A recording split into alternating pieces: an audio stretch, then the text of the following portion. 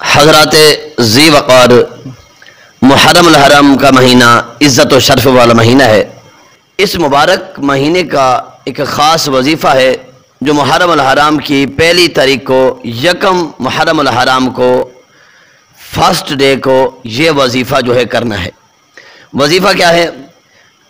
یکم محرم الحرام کی پہلی تاریخ کو غروب آفتاب سے پہلے سورج کے غروب ہونے سے پہلے 130 مرتبہ بسم اللہ الرحمن الرحیم لکھیں یا لکھوا لیں۔ اس کو اپنے پاس محفوظ کر کے پرس میں ڈال لیں یا اوپر کاغذ شاپر چڑھوا کے، اس کے اوپر پلاسٹک چڑھوا کے اس کو اپنے کپڑے میں چاہے تو سلوا لیں، اس کو محفوظ کر لیں۔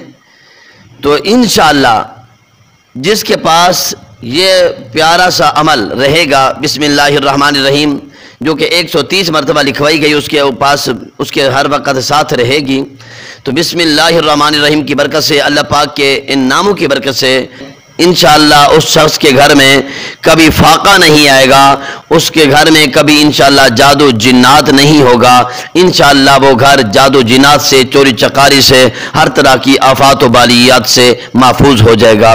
تو اللہ پاک ہم سب کو عمل کی توفیق عطا فرمائے۔